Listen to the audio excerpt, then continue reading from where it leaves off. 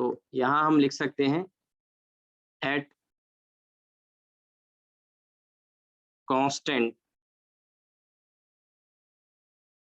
Pressure and fixed mass, at constant pressure and fixed mass of the gas, V proportional to T,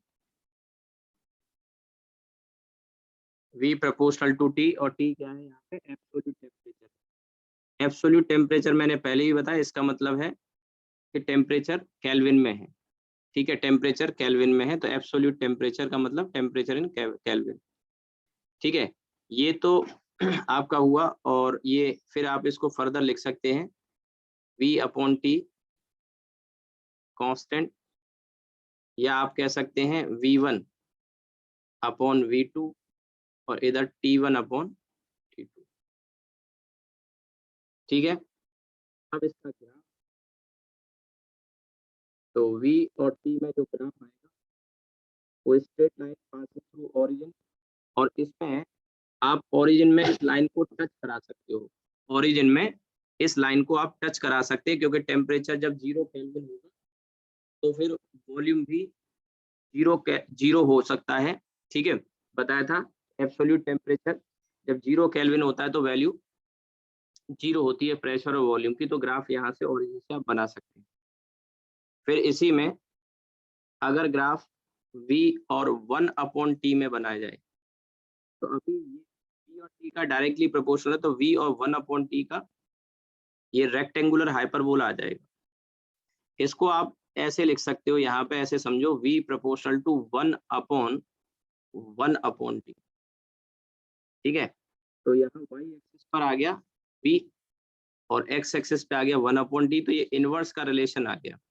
तो rectangular hyperbola होगा। और इस वाले graph को जरूर आप याद रखिए, क्योंकि ये पूछ लिया जाता है, फिर बच्चे को दिक्कत रहती है, ये समझ में नहीं आता कैसे आएगा ये। तो मैंने देखा है कई बार बच्चे इसका डाउट में इस क्वेश्चन को जरूर पूछते हैं, कभी मिल जाता है तो V और T डायरेक्टली प्रोपोर्शनल है, लेकिन ग्राफ पूछेगा V में और 1 अपॉन T में। इसके बाद और क्या पॉसिबिलिटी हो सकती है? और पॉसिबिलिटी ये हो सकती है कि V अपॉन T का V के साथ या फिर T के साथ। तो अभी ऊपर लिखा हुआ है, ये देखिए V अपॉन T कांस्टेंट है, तो ये ग्राफ हॉरिजॉन्टल लाइन आ जाएगी। इसी में ऐसे भी हो सकता है कि यहाँ पर ये आपका V अपॉन T और इधर 1 अपॉन V या 1 अपॉन T, तो इसका भी जो ग्राफ होगा ये भी हॉरिजॉन्टल स्ट्रेट लाइन होगा।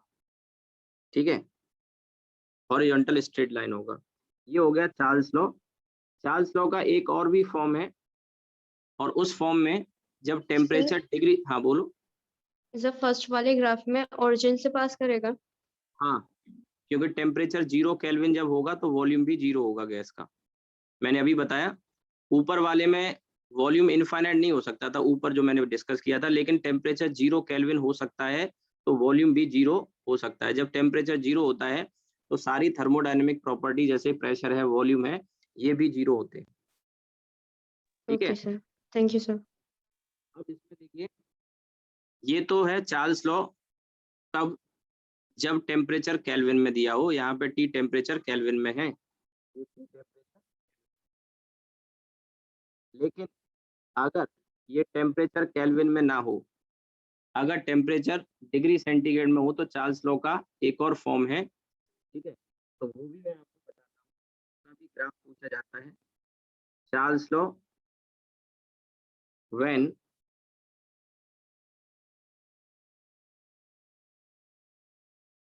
Temperature is in degree centigrade, Charles law when temperature is in degree centigrade.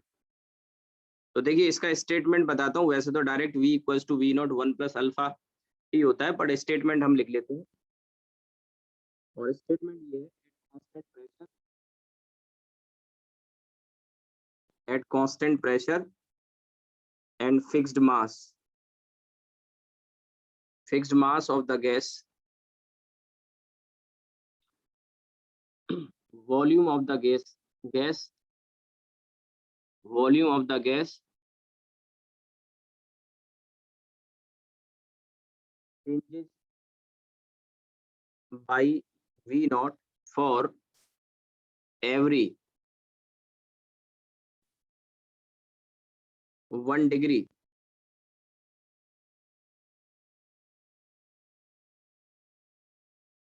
at constant pressure and fixed mass of the gas. Volume of the gas changes by V naught for every 1 degree.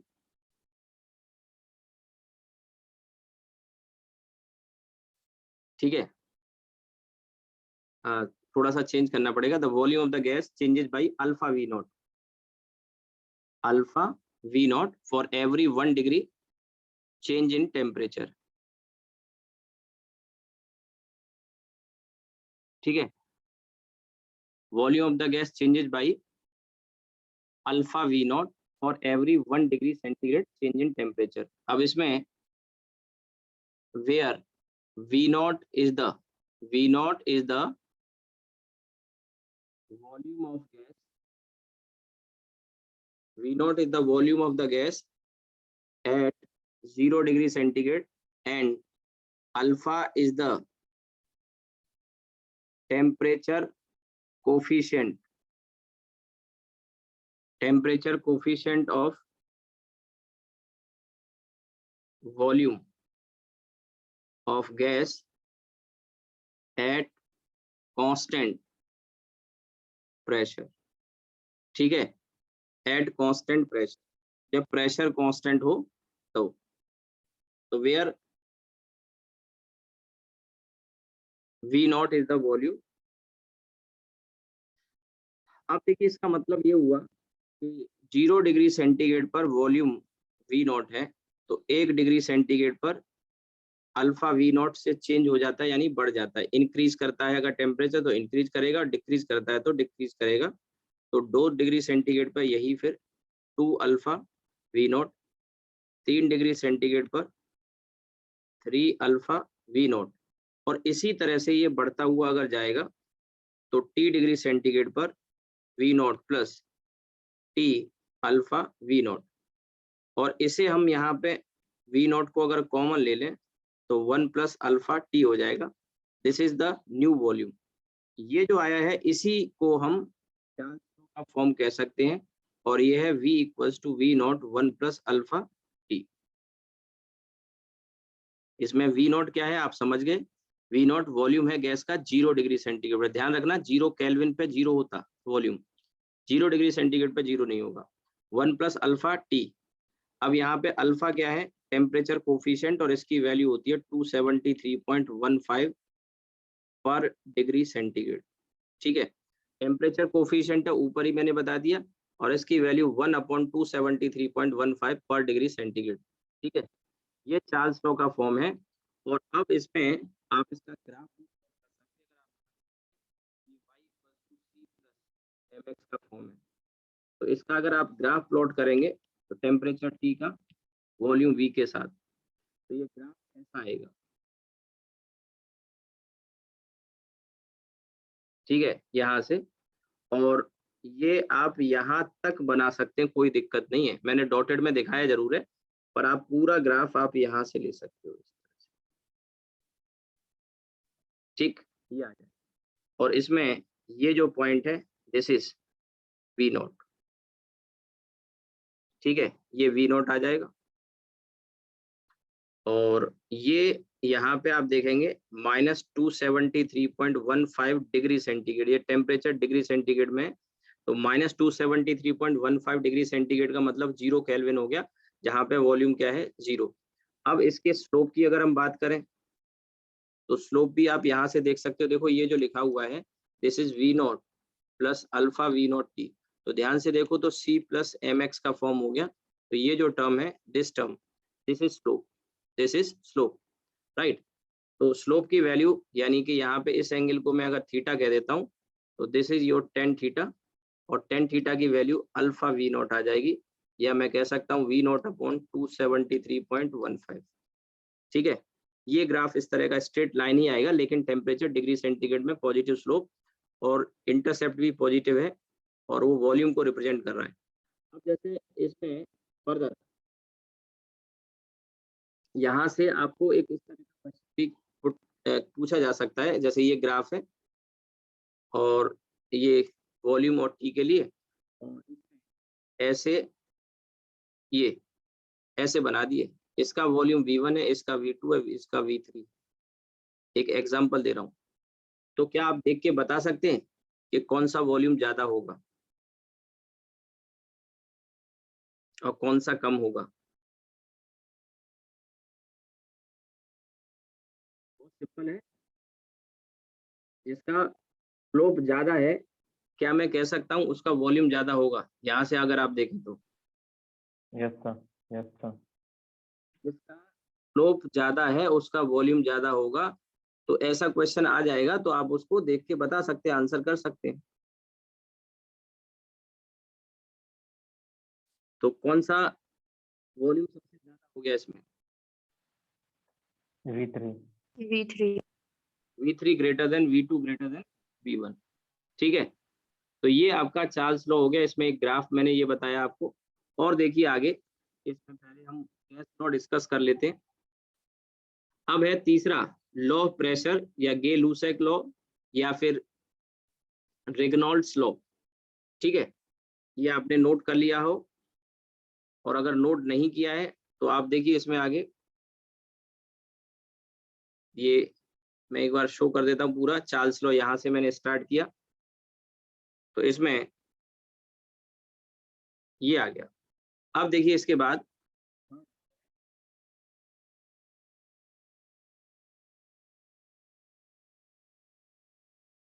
Law of pressure या इसे गे लूसेक law कहते हैं, या और एक नाम है रेगनॉल्ड्स law.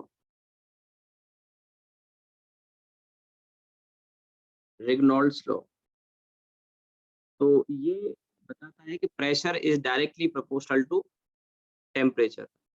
अब pressure is directly proportional to temperature तब होगा क्योंकि PV equals to NRT, PV equals to NRT से सारे लॉ हम बना सकते चाहें तो यहाँ P directly proportional to T तब आएगा जब वॉल्यूम और N कांस्टेंट हो। तो इसका भी हम यहाँ पे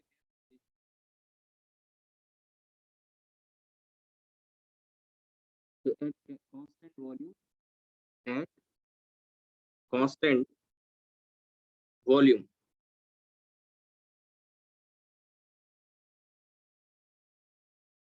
and fixed mass of the gas, pressure is directly proportional to temperature। और टेम्परेचर ना बोल के एब्सोल्यूट टेम्परेचर बोलेंगे। This temperature is in kelvin. Absolute temperature का मतलब यही होता है। तो P अपॉन T क्या हो जाएगा यहाँ पे? कांस्टेंट हो जाएगा, या आप लिख सकते हैं P1 अपॉन P2 और T1 अपॉन T2। ठीक है, P1 upon P2, T1 upon T2। और पीछे जैसे चार्ल्स लॉ के ग्राफ में उसी तरह से यहाँ पे भी P और T में अगर हम ग्राफ बनाएं तो ये इस तरह का ग्राफ आ जाएगा। यहाँ P में और 1 अपॉन T में अगर हम बनाएंगे तो कैसा ग्राफ आ जाएगा? Rectangular hyperbola.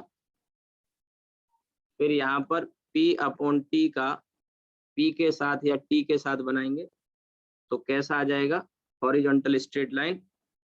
और इसमें आप यहाँ पर P अपॉन T का 1 अपॉन P या 1 अपॉन T के साथ भी लेंगे क्योंकि P अपॉन T तो कांस्टेंट है, तो ये भी हॉरिजॉन्टल स्ट्रेट लाइन आएगा। ठीक है, ये कुछ ग्राफ मैंने बताए, ऐसे बहुत सारे और भी ग्राफ पॉसिबल हो सकते हैं, पूछे जा सकते हैं। ठीक है, उनमें से मैंने कुछ बता दिए, और जैसी सिचुएशन होगी उसके हिसाब से आप इसमें मॉडिफिकेशन कर सकते हैं। जैसे मैं एक एग्जांपल इसमें देता हूं। ठीक है, एक एग्जांपल में, और वो एग्जांपल जैसे इस टाइप के दोनों में, चार्ल्स लॉ में और इसमें दोनों में पूछे जा सकते हैं। अच्छा, एक चीज और, जैसे मैंने आपसे पूछा था कि बॉयल्स लॉ में टेम्परेचर कांस्टेंट होता है तो कौन सा लॉ ओबे होता है, तो हमने देखा आइसोथर्मल प्रोसेस। लॉ नहीं, आइसोथर्मल प्रोसेस में बॉयल्स लॉ लगेगा। चार्ल्स लॉ कौन से में लगेगा? फिर चार्ल्स लॉ में क्या कांस्टेंट होता है? प्रेशर। पर एक तो कौन सा होगा? आइसोबारिक। और लो ऑफ प्रेशर में कौन सा होगा? Isobaric. Isochoric. Isochoric, low of pressure में, क्योंकि यहाँ पे वॉल्यूम कांस्टेंट होता है। ठीक है, खैर एक एग्जांपल मैं रखता हूँ छोटा सा। ये जो एग्जांपल इसका कॉन्सेप्ट जो मैं बताऊंगा वैसा ही क्वेश्चन चार्ल्स लॉ में भी पूछा जा सकता है, दोनों के लिए एक ही जैसा कॉन्सेप्ट। जैसे मान यहाँ पर ये P वर्सेस T ग्राफ है और इसमें ये दो कर्व हैं, एक का वॉल्यूम V1 है और एक का V2 है। यानी कहने का मतलब है एक ही गैस है, उसको दो अलग अलग वॉल्यूम के लिए इक्वल अमाउंट ऑफ गैस हमने ली। फिर से सुनो ध्यान से, इक्वल अमाउंट ऑफ गैस ली हमने। इक्वल अमाउंट ऑफ गैस का मतलब नंबर ऑफ मोल सेम है, लेकिन उसको हमने दो अलग अलग कंटेनर में रखा और उनके वॉल्यूम V1 V2 थे अलग अलग कंटेनर के, और फिर वहां टेम्परेचर को चेंज कराया। और टेम्परेचर को चेंज कराया तो प्रेशर किस तरह से चेंज हुआ उसका ये ग्राफ है 2। तो अब इसके बेसिस पे आपको बताना है देख के कि V1 और V2 में क्या रिलेशन होगा।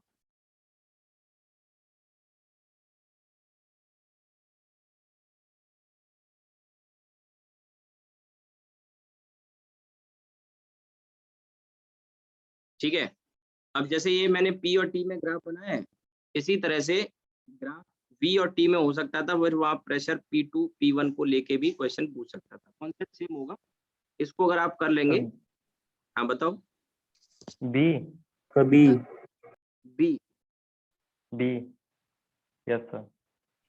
अब देखिए इसमें सबसे पहले से निकालेंगे कैसे, स्ट्रेट लाइन है तो यहाँ PV इक्वल्स टू NRT आप कभी भी लगा सकते हैं। तो P इक्वल्स टू आप ऐसे लिख सकते हैं NR upon V into T। तो आप देखिए ये स्ट्रेट लाइन है, तो आप straight line passing through origin है तो Y इक्वल्स टू MX कह सकते हैं। यानी इसका जो स्लोप है विच इज M, इसका जो स्लोप है विच इज M, उसकी वैल्यू NR अपॉन V है। मैंने शुरुआत में, आपने सुना हो, मैंने लिखा नहीं है, लेकिन मैंने शुरुआत में बोला था कि दो गैस हमने ली, इक्वल नंबर ऑफ मोल्स लिए। ठीक है, तो N तो सेम हो गया। अब यहाँ पे आपको नोटिस करना होगा कि जो स्लोप है M वो इनवर्सली प्रोपोर्शनल टू वॉल्यूम है। Slope M is inversely proportional to volume, यानी कि जिसका वॉल्यूम ज्यादा उसका स्लोप कम होगा कि नहीं होगा, और जिसका स्लोप कम है उसका वॉल्यूम ज्यादा होगा। तो सही आंसर इसमें कौन सा हो गया? स्लोप किसका कम है, किसके करस्पॉन्डिंग कम है? ये वाला V1 के।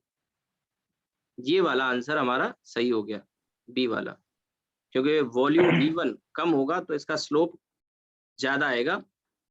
अगर V1 ज्यादा है तो स्लोप कम आएगा और V2 कम है तो स्लोप ज्यादा आएगा। तो यहाँ पे ध्यान रखना, इस पूरे कर्व के लिए वॉल्यूम V1 ही रहा, इस पूरे कर्व के लिए वॉल्यूम V2 ही रहा। ये नहीं है कि ये वॉल्यूम बढ़ रहा है, ऐसे नहीं सोचना। ऐसे अगर हम जा रहे हैं तो वॉल्यूम बढ़ रहा है, ये मतलब नहीं है। वॉल्यूम कांस्टेंट V1 रखते हुए हमने कर्व खींचा है। ठीक है, तो प्रेशर और टेम्परेचर का वेरिएशन है। अब ये क्वेश्चन इसमें न पूछ के ये क्वेश्चन आपसे वॉल्यूम और टेम्परेचर के लिए भी पूछ सकता है। चार्ल्स लॉ में ये टेम्परेचर T और यहाँ वॉल्यूम V, और वहां से प्रेशर के लिए पूछता, ये P2 और ये P1। तो सेम अप्रोच यहाँ पे लगा सकते थे, V equals to NR upon P into T। तो ये NR अपॉन P क्या हो जाएगा? स्लोप हो जाएगा। इसमें एक चीज को लेके केयरफुल रहने की जरूरत है कि ये V और T जैसे मैंने यहाँ पे बनाया, इसकी अगर एक्सेस हम चेंज कर दें, यहाँ पे T कर दूं और यहाँ पे मैं V अगर कर दूं, और ये P1 P2 इसी तरह से है, तो थोड़ा सा करना होगा कि यहाँ पर हमने टेम्परेचर जो है Y एक्सेस पे ले लिया। तो PV इक्वल्स टू NRT, मैं फॉर्म को थोड़ा सा बदल के आपको लिखना होगा, अब P upon NR into V, क्योंकि यहाँ पे अगर आप ध्यान देंगे तो ये Y equals to MX, Y equals to MX। ठीक है, Y इक्वल्स टू MX, और यहाँ पे आप देख सकते हैं अब जो स्लोप है, क्योंकि मैंने टेम्परेचर को Y एक्सेस पे लिया तो स्लोप आ जाएगा M, और ये M आएगा P अपॉन NR। तो आप देख सकते हैं कि प्रेशर जिसका ज्यादा होगा उसका स्लोप भी ज्यादा होगा। मैंने पिछले वाले क्वेश्चन से थोड़ा डिफरेंट कर दिया, पिछले वाले क्वेश्चन से थोड़ा डिफरेंट कर दिया। तो जिसमें प्रेशर ज्यादा होगा उसका स्लोप भी ज्यादा हुआ कि नहीं? तो फिर सही आंसर क्या हो सकता है? यानी P1 और P2 में बड़ा कौन P2 होगा? greater than P1. तो फिर P2 P2 greater than P1 आ जाएगा। बात आ गई समझ में? तो ये थोड़ा सा केयरफुल रहने की जरूरत है। ये नहीं क्वेश्चन हूबहू आपको कॉपी पेस्ट मिल जाएगा, थोड़ा सा मॉडिफिकेशन होते हैं और उन चीजों का आपको ध्यान भी रखना है। ठीक है, अब देखिए इसी में फर्दर ये हो गया आपका 3 लॉ हो गए। अब इसी तीसरे लॉ में, लॉ ऑफ प्रेशर में, जैसे चार्ल्स लॉ को हमने डिस्कस किया था, जब टेम्परेचर केल्विन में हो तब, और जब टेम्परेचर डिग्री सेंटीग्रेड में हो तब, इसी तरह से लॉ ऑफ प्रेशर में भी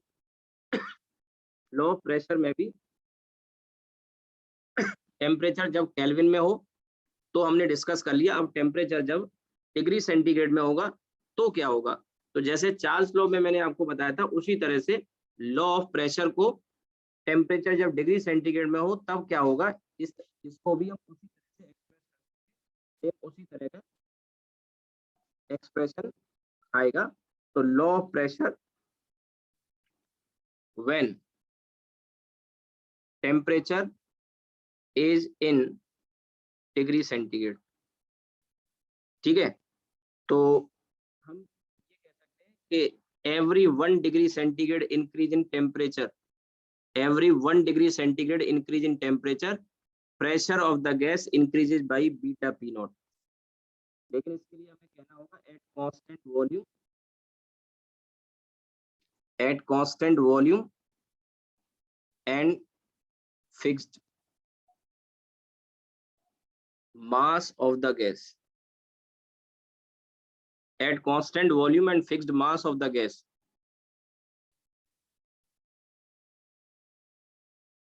at constant volume and fixed mass of the gas, pressure of the gas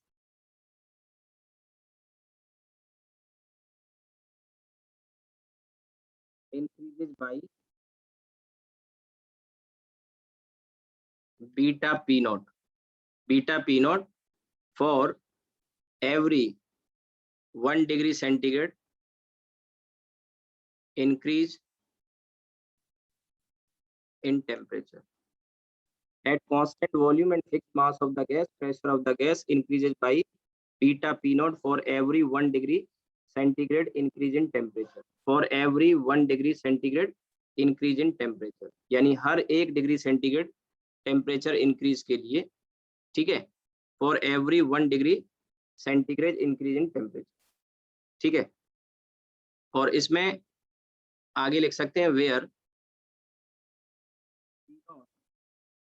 is the pressure of gas, P naught is the pressure of the gas at 0 degree centigrade, at 0 degree centigrade।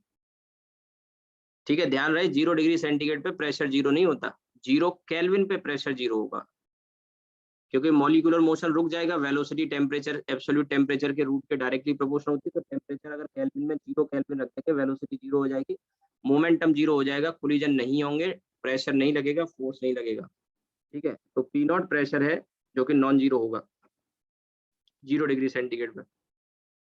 And beta क्या है? And beta is the temperature coefficient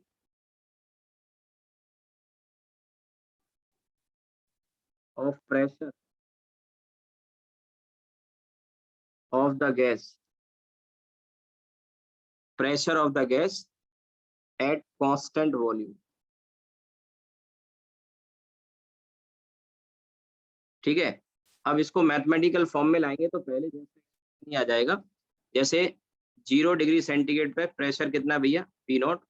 1 degree centigrade पर कितना हो जाएगा? P naught plus beta P not. 2 degree centigrade पर कितना हो जाएगा? P naught plus 2 beta P not. 3 degree centigrade पे कितना हो जाएगा? P naught plus 3 beta P not and so on. ठीक है, इसी तरह से T डिग्री सेंटीग्रेड पर P naught plus T beta P not. जिसे आप लिख सकते हैं पी नॉट को कॉमन लेके 1 प्लस बीटा टी। तो यहाँ पर आप प्रेशर पी को लिख सकते हैं P naught 1 plus beta T.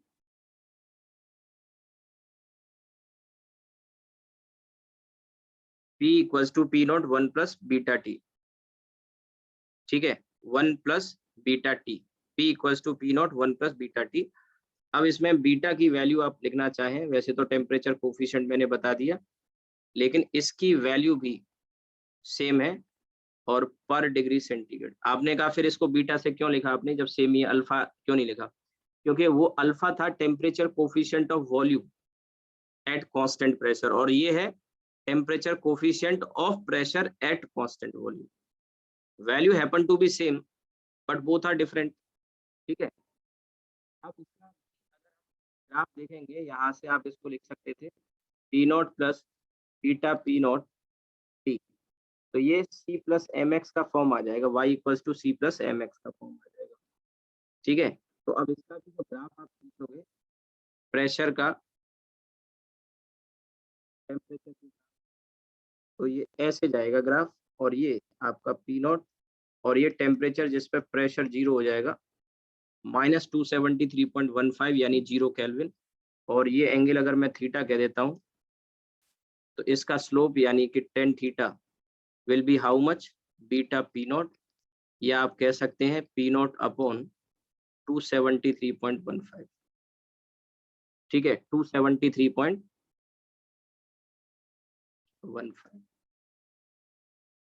ठीक है, ये आ जाएगा।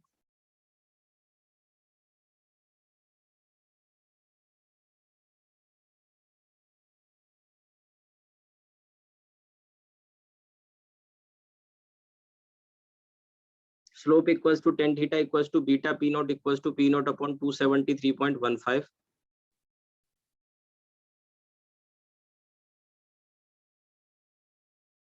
ये आ गया। अब इसके बाद देखिए आगे एवोगैड्रोस लॉ, एवोगैड्रो, और एक है फिर आपका Dalton's law of partial pressure.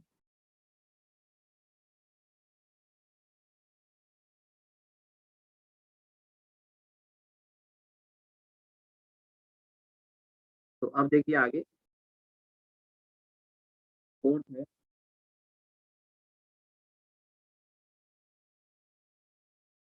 Avogadro. वैसे हमें फिजिक्स में कम ही जरूरत पड़ती है, केमिस्ट्री वगैरह में आपने पढ़ा भी होगा, बट फिर भी इसमें एक दो छोटी छोटी बातें हैं जिनको आगे के लिए आप ध्यान रख सकते हैं, ठीक है। और कई बार क्वेश्चन में ये जानना जरूरी भी हो जाता है, बताऊंगा क्या क्या चीजें हैं जो इसमें जाननी है। तो अब ये भी एवोगैड्रो का जो लॉ है, ये भी आप चाहो तो पीवी इक्वल्स टू एनआरडी से बना सकते हैं। कैसे, वो मैं बता, पहले लिख लेते हैं statement,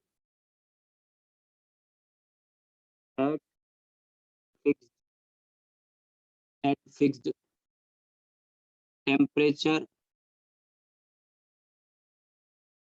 and pressure of the gas, at fixed temperature and pressure of the gas equal volumes of all ideal gases contains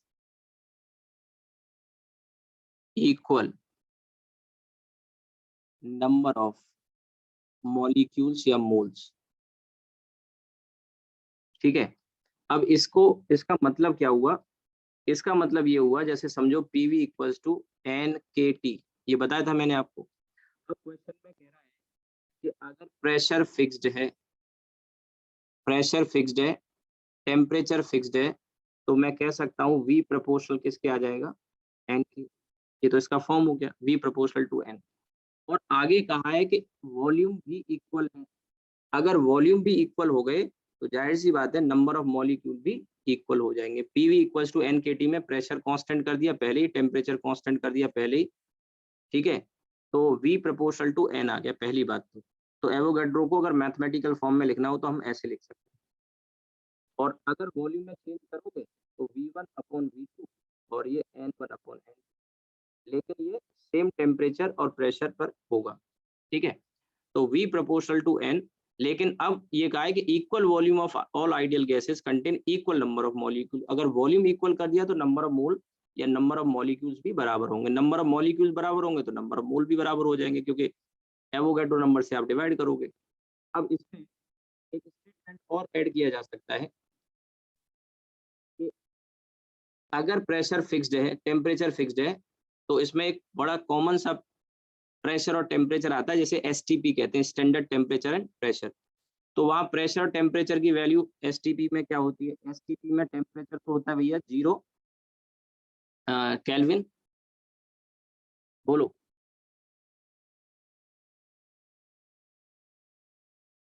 zero kelvin होता है, टेम्परेचर पढ़ा होगा केमिस्ट्री में। 0 एसटीपी, केल्विन कौन होता है? हाँ वही पूछ रहा हूँ मैं, क्या पढ़ा है तुमने? STP sir 273 kelvin. 273 केल्विन। मतलब क्या हुआ इसका?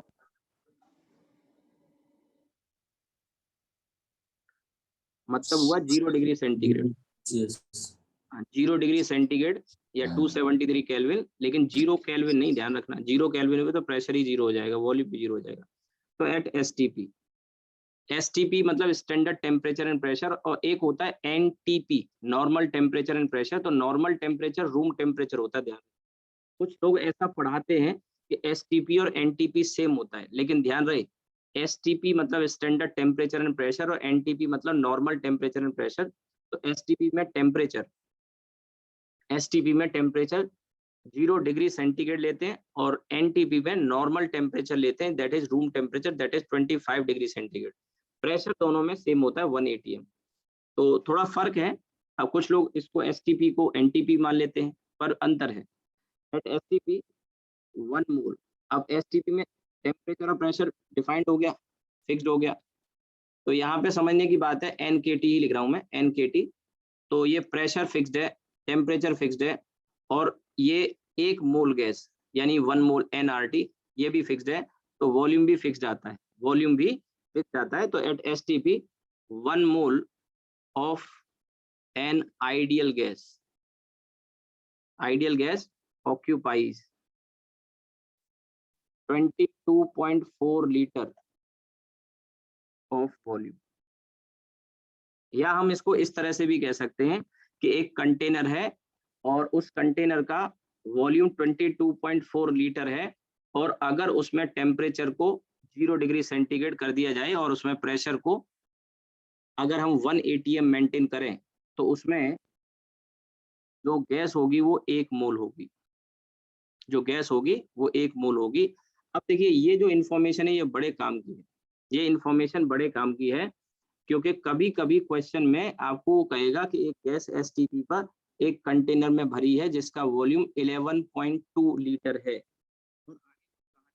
होगी कंटेनर का वॉल्यूम 11.2 लीटर है, और एसटीपी वर्ड यूज कर लिया। अब वहाँ कुछ और बहुत सारी चीजें कुछ क्वेश्चन में पूछी जा सकती हैं, लेकिन आपको वहाँ रिक्वायरमेंट होगी नंबर ऑफ मोल्स की। आप पढ़ रहे हैं कि बोले नंबर ऑफ मोल देना भूल गया, लेकिन ये जो लाइन उसमें यूज करी ना एसटीपी पर, और कंटेनर का वॉल्यूम 11.2 लीटर है, तो तुरंत समझ जाना कि वॉल्यूम आधा है तो नंबर ऑफ मोल्स भी आधे होंगे एसटीपी पर। यानी आधा मोल गैस है वहां पे, ये देगा नहीं, ये आपको अपना दिमाग लगाना पड़ेगा।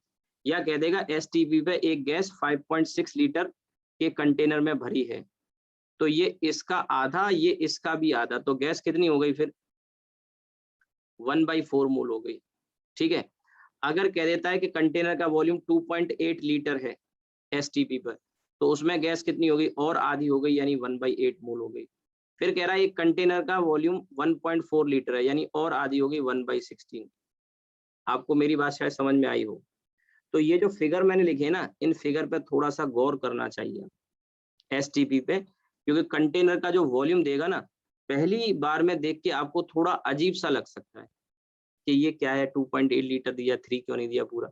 लेकिन ये थोड़ा पिक्चर माइंड में होगी ना, जैसे मैंने आपको पीछे काइनेमेटिक्स जब पढ़ाया था और मोशन अंडर ग्रेविटी पढ़ाया था, तो मैंने आपको कहा भी था कि कई बार आपको वहां पे क्वेश्चन में बिल्डिंग की हाइट वगैरह दे रखी होगी और उस हाइट को देख के या वेलोसिटी दे रखी होगी, तो आपको अंदाजा लगाना है कि जी की वैल्यू हमें 9.8 लेनी है या 10 लेनी है। जैसे कि मान लो बिल्डिंग की हाइट 14.7 दी है, 14.7, तो 9.8 प्लस 4.9 14.7 आएगा।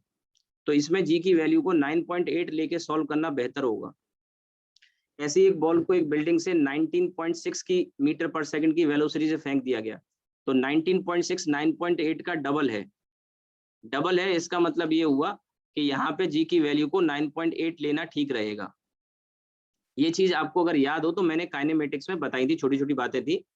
इसी तरह से यहाँ पे कंटेनर में ये जो फिगर है ना 11.2 5.6 2.8 1.4, ये जो मैंने बताया वो बताया इसीलिए है कि कभी क्वेश्चन में आ जाए और एसटीपी वर्ड यूज किए तुरंत उसके वॉल्यूम को देखना, एसटीपी आए तुरंत उसके वॉल्यूम पे ध्यान देना, और जैसे ही वॉल्यूम इनमें से कुछ दिखाई देता, भूल भी जाओगे तो कोई दिक्कत नहीं, एक बार करके देख लेना। 22.4 तो सबको याद होता है, उसका आधा 11.2, उसका आधा 5.6, उसका आधा 2.4, उसका आधा 1.4 एंड सो ऑन, ऐसे चलते जाएंगे। तो आपको अंदाजा लग जाएगा कि कितने मोल उसमें गैस होगी। वो मोल नहीं देगा, वो आपको अपना दिमाग लगा के मोल फिर वहां पे डिसाइड करने पड़ेंगे। वही मैं आपको बता रहा हूँ कि इसमें ये थोड़ा सा फिगर माइंड में आप रखें, ठीक है। तो at STP 1 mole of an ideal gas occupy 22.4 liter of oil, ठीक है। एसटीपी मैंने आपको बताई दिया 273 केल्विन या 0 डिग्री सेंटीग्रेड पर पीवी इक्वल्स टू एनआरटी अगर हम यूज करेंगे तो 0 डिग्री सेंटीग्रेड नहीं रखना है, हमको यूज करना है क्या 273 केल्विन। और प्रेशर 1 atm, इसकी वैल्यू आपको मैंने शायद पीछे बताई दी होगी, प्रेशर की 1.013 इंटू 10 टू द पावर 5, कभी कभी इसको 10 की पावर 5 भी ले लेते हैं, 10 की पावर 5 भी ले लेते हैं, वैसे 1 बार होता है। आप अच्छा, मैंने पीछे आपको लिक्विड प्रेशर में हाइड्रोस्टेटिक प्रेशर वगैरह जब पढ़ाया था तो क्या प्रेशर की यूनिट टॉर बार एटीएम वगैरह मिलीमीटर ऑफ मरकरी ये शायद लिखा दी थी, जहां तक मुझे याद है, पीएसआई वगैरह। Yes sir. दोबारा तो जरूरत है नहीं, ठीक है। अब देखिए इसमें अब आते हैं हम इसके बाद पांचवा लॉ और आखिरी, Dalton's law of partial pressure. Dalton's law of partial pressure पे भी क्वेश्चन मिल जाएंगे। Grams law of diffusion chemistry में पढ़ते हैं, मैं नहीं पढ़ाऊंगा, आपने पढ़ा भी होगा फिजिक्स में, कहीं कोई क्वेश्चन आपको इससे नहीं मिलेगा ग्राम्स लॉ ऑफ डिफ्यूजन से, कुछ किताबों में पैकेज में मिल जाएगा तो आपको ये वो पढ़ाया नहीं। मैंने कहा ना कि जब मैं इतना पढ़ा रहा हूँ तो एक ग्राम्स लॉ ऑफ डिफ्यूजन भी बता सकता हूँ कि rate of diffusion inversely proportional to under root of density होता है, इतना बता के काफी नहीं लिखा है, क्योंकि जब है ही नहीं, हमें पढ़ना ही नहीं तो बाकी क्या होता है ये आइडिया करना। अब आते हैं Dalton's law of partial.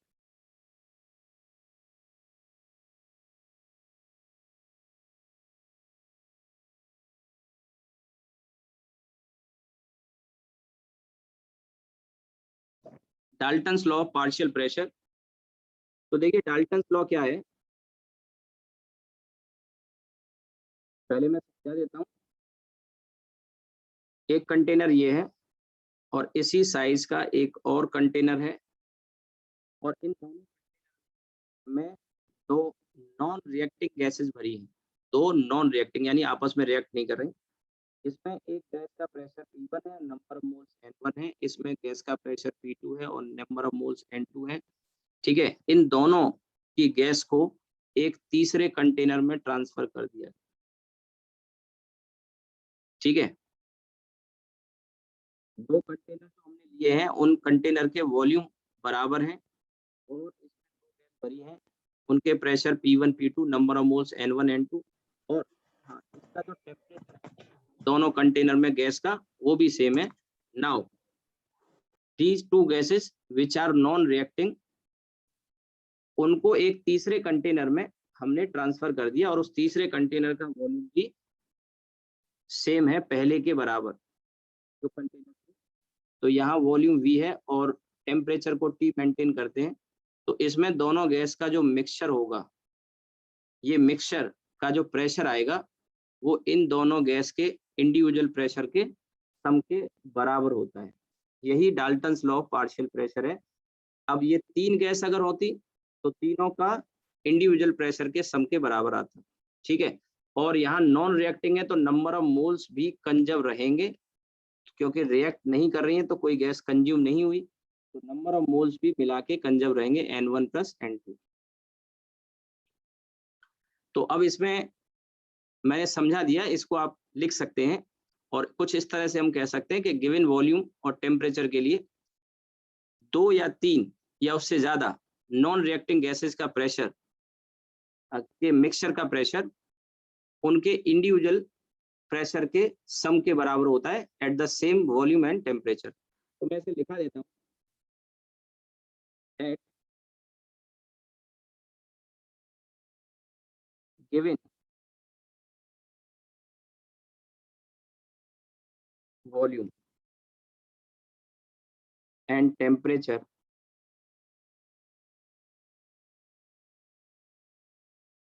at given volume and temperature, pressure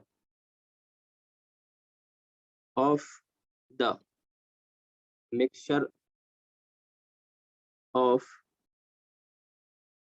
2 or more non reacting होनी चाहिए, नहीं तो मालूम पड़ा कोई एक गैस कंज्यूम हो गई, कम हो गई, तो नॉन रिएक्टिंग होना जरूरी। 2 और more non reacting gases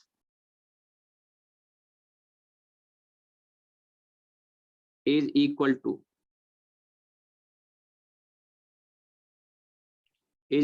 to the sum of individual pressure of 2 or more gases at same volume and temperature। वही वॉल्यूम और टेम्परेचर अगर रखते हैं तो जो मिक्सचर का प्रेशर आएगा वो उनके इंडिविजुअल प्रेशर के बराबर होगा, यानी P mix is equal to P1 plus P2। और यहाँ पे आप ऐसे भी लिख सकते हैं P mix V equals to यहाँ पे N मिक्स RT। ठीक है, वॉल्यूम और टेम्परेचर वही है। इस पे आपने केमिस्ट्री में भी क्वेश्चन वगैरह किए होंगे, ठीक है, आप इसको लिख सकते हैं। ये लॉ यहाँ पे कंप्लीट हो गए। अब इसमें मैं कुछ क्वेश्चंस कराता हूँ आपको अपनी तरफ से, और इसके बाद आगे हम कुछ प्रीवियस ईयर से भी क्वेश्चन करेंगे।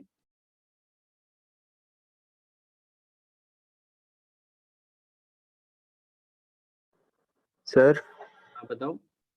सर बीच बीच में सर आपकी ऑडियो सर बिल्कुल चली जाती है सर। अब बेटा उसके लिए कुछ कर नहीं सकता मैं, क्योंकि मैं बिल्कुल लैपटॉप के पास बैठ के पढ़ा रहा हूँ।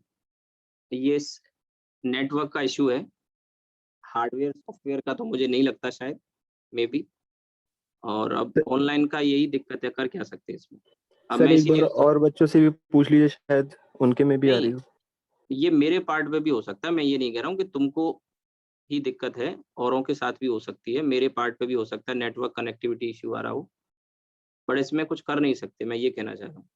अब वो ये है कि मैं बोल रहा हूँ, लिख भी इसीलिए रहा हूँ कि अगर इनकेस तुम सुन नहीं पा रहे हो कोई चीज, तो वो स्क्रीन पे मैं लिख भी रहा हूँ इसी वजह से। ठीक है, कई बार क्या है कि मैं केवल जैसे स्टेटमेंट था इसे बोलता छूट जाता बीच में, तो मैंने लिखा भी इसीलिए है, तो वो थोड़ा सा तुम्हें करना पड़ेगा कोऑर्डिनेट।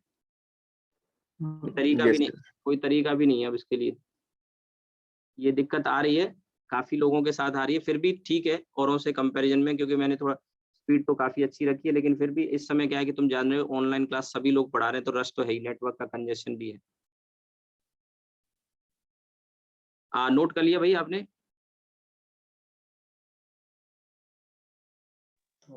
Yes sir. आगे बढ़ते हैं, कुछ एग्जाम्पल मैं कराता हूँ इसमें आपको।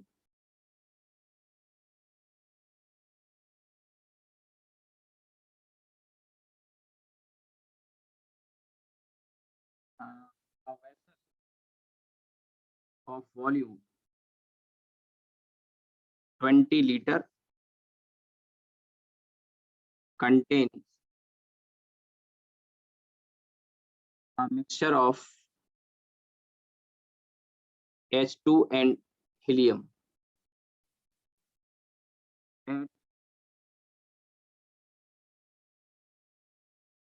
temperature at temperature of 27 degree centigrade and pressure 2 atm.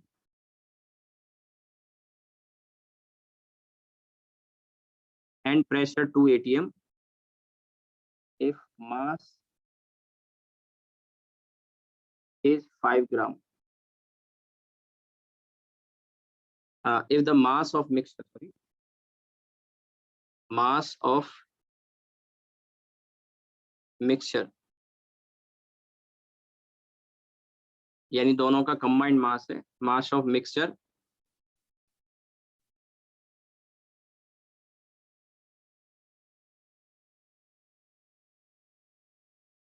mass of mixture is 5 gram, then find the mass of each gas. ठीक है, मिक्सचर में दोनों गैस का इंडिविजुअल अलग अलग मास क्या है, ठीक है।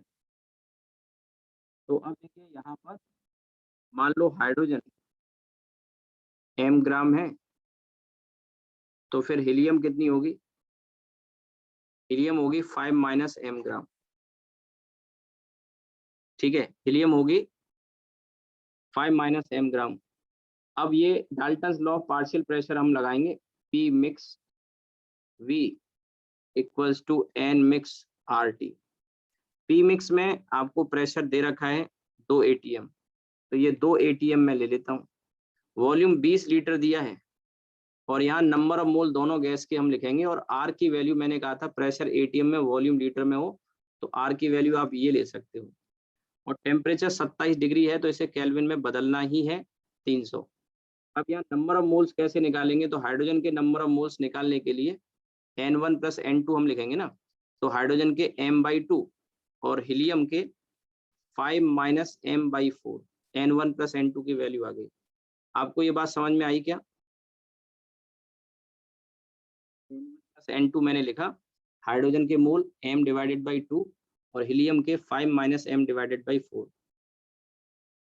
क्लियर हुआ? कुछ किसी को कोई डाउट आ रहा हो यहाँ तक? No sir. चलिए अब देखिए इसमें आगे हम क्या करेंगे, इसको सॉल्व कर लेंगे, ठीक है। तो ये देखिए 12 से ये 25 टाइम्स तो यही चला गया और बाकी इधर आ जाएगा, ये 25 से डिवाइड कर लेंगे, 40 5 से भी डिवाइड कर लेते हैं तो ये 4 टाइम्स और ये 5 टाइम्स, ये आ गया इधर 2/5 और इधर आ गया 2m प्लस 5 माइनस m/4। तो ये बचा आपका m प्लस 5 है ना, m प्लस 5 और ये 8/5। थोड़ा गड़बड़ हुआ है क्या कहीं पे?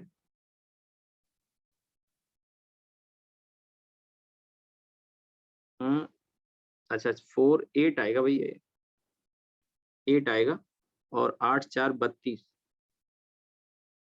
32 है ना। तो m की वैल्यू आ गई यहाँ से -5 25 7/5 यानी 1.4 ग्राम, ये तो हो गई हाइड्रोजन। तो फिर हीलियम बची भैया 3.6 ग्राम हीलियम हो गई, देख लो, ठीक है। मैंने R की जो वैल्यू रखी है 1/12 रख दी, तो इससे आसान हो गया, 0.082 करते थोड़ा सा कैलकुलेशन बढ़ जाती। तो R की वैल्यू मैंने यहाँ से 1/12 रख ली, टेम्परेचर 300 केल्विन दिया है, तो इस तरह से हमने सॉल्व कर लिया। किसी को कोई डाउट हो आप पूछ सकते हैं।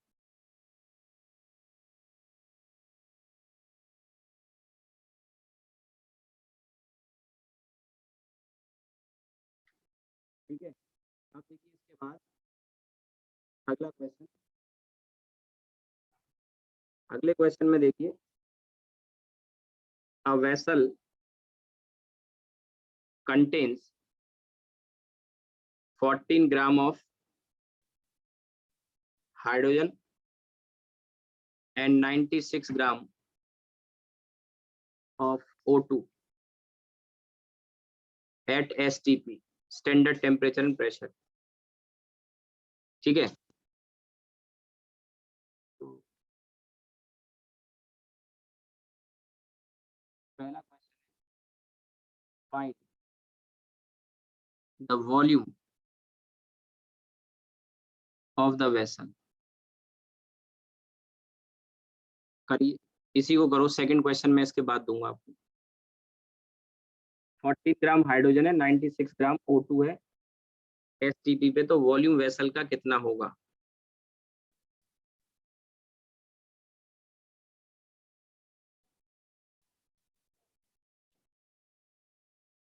बहुत आसान है।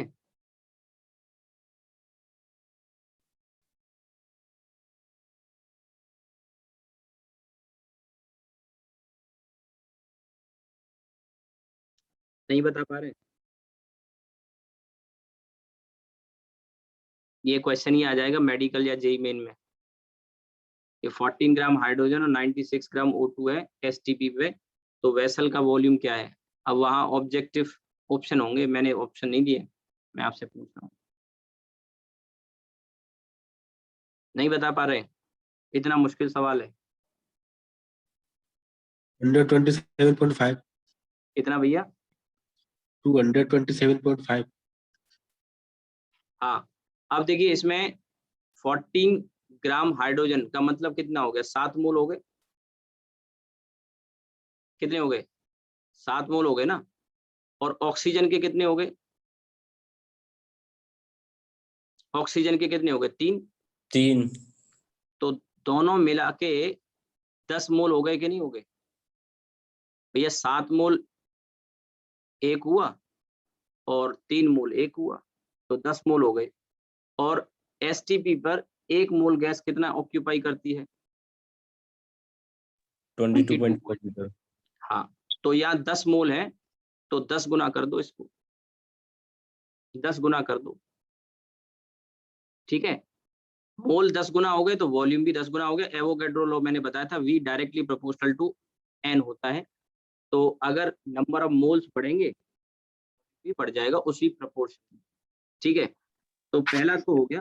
अब पार्ट है, दूसरा part chemical reaction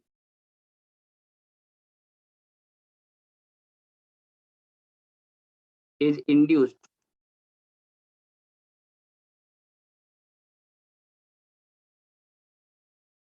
by an electric spark, by an electric spark. ठीक है, chemical reaction is induced by an electric spark in the vessel.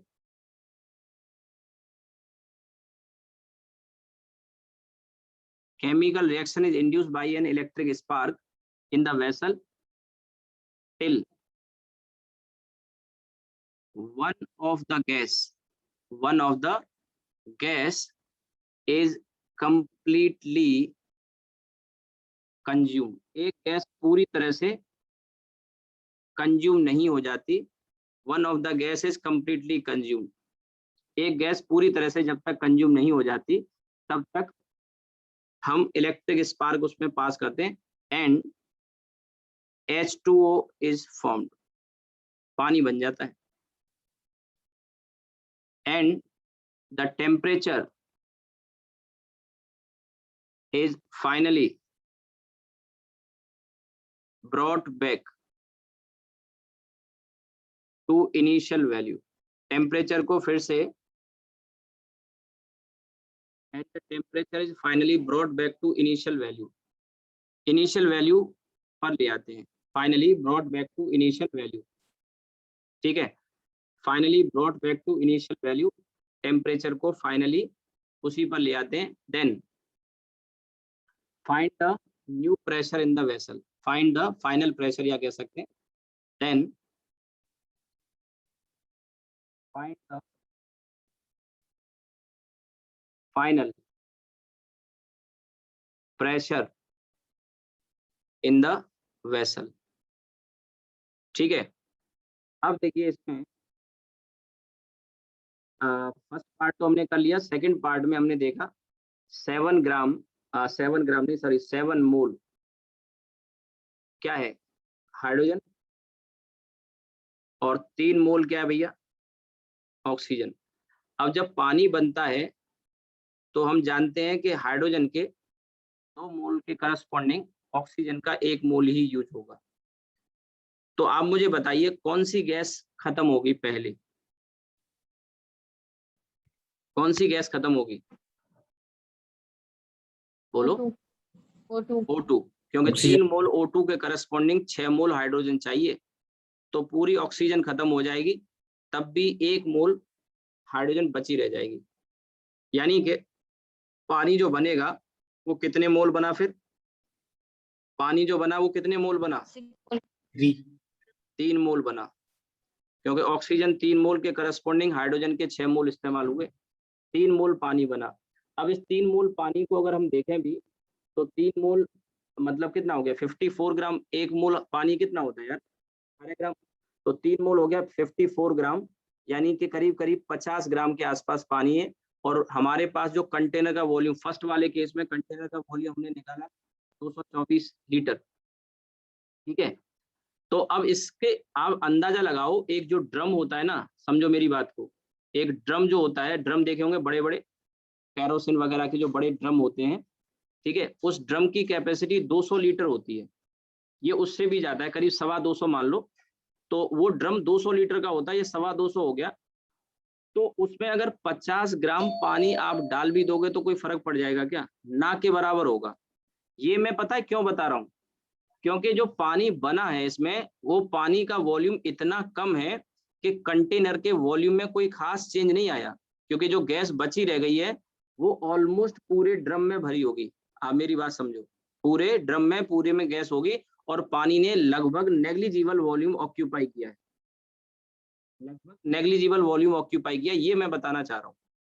यानी अब आप समझो कि टेम्परेचर को फिर से वही ले आए, वॉल्यूम को फिर से वही, और यहाँ पे पहले गैस थी 10 मोल, गौर करना, इसमें कोई कैलकुलेशन नहीं करनी, 10 मोल, और अब गैस बची कितना भैया, 1 मोल, और 1 मोल भी कौन सी गैस बची, हाइड्रोजन। पहले दोनों मिला के 10 मोल थे, और 1 मोल गैस बची, क्योंकि 3 मोल ऑक्सीजन के साथ 6 मोल हाइड्रोजन के भी तो कंज्यूम हो गए, तो 10 मोल में से 1 मोल गैस बची। अब आप देखो PV equals to nRT, question में वॉल्यूम में चेंज आया, नहीं आया। यही चीज मैंने आपको अभी रियलाइज कराई कि पानी इतना कम बना है, या तो वो क्वेश्चन में लिख देता कि नेग्लिजिबल है, अदरवाइज वेसल का साइज आप देख के अंदाजा लगा सकते हैं कि पानी का वॉल्यूम नेग्लिजिबल बना है, ठीक है। और टेम्परेचर फिर से पहले के बराबर ले आए, R पहले से कांस्टेंट है, तो मैं ये कह सकता हूं कि इस सिचुएशन में pressure directly proportional to n हो जाएगा। और अगर pressure directly proportional to n हो गया तो मैं ये कह सकता हूं कि पहले मोल 10 थे, अब मोल है 1, और पहले प्रेशर भैया कितना था, आप पढ़ो क्वेश्चन को, STP, standard temperature and pressure. तो स्टैंडर्ड टेम्परेचर एंड प्रेशर, तो स्टैंडर्ड टेम्परेचर सॉरी प्रेशर कितना होता है, 1 atm, कितना होता है 1 atm। तो यहाँ पर अब नंबर ऑफ मोल्स पहले से 1/10 हो गए, तो नया प्रेशर कह सकता हूं पहले से 1/10 होगा कि नहीं होगा, बोलिए, बोलो। यस, समझ में आया कुछ कि नहीं आया, आ गया सर। 10 मोल का 1 मोल रह गया, और वॉल्यूम वही है, पानी बना तो है पर इतना कम बना है कि उसके बॉटम में थोड़ा सा एक बहुत पतली सी लेयर चिपकी होगी, ना के बराबर वॉल्यूम में चेंज हुआ, क्योंकि 54 ग्राम के करीब है, 55 ग्राम के करीब है, बहुत बहुत कम हो गया ये, ठीक है। कंटेनर काफी बड़ा है, मैंने अंदाजा बताया करीब करीब 225 लीटर के करीब हो गया। एक ड्रम आपने देखे होंगे, बड़े बड़े जो ड्रम होते हैं वो 200 लीटर की कैपेसिटी की होती है। वॉल्यूम कांस्टेंट है, टेम्परेचर की कह ही दिया कि फिर से टेम्परेचर को ठंडा करके वहीं ले आए, तो अब P प्रोपोर्शनल टू n हो गया, तो नंबर ऑफ मोल 110, तो प्रेशर भी 110 हो गया, ठीक है। आज की क्लास हम यहीं रोकेंगे, किसी का कुछ छूट गया हो, कुछ देखना हो किसी को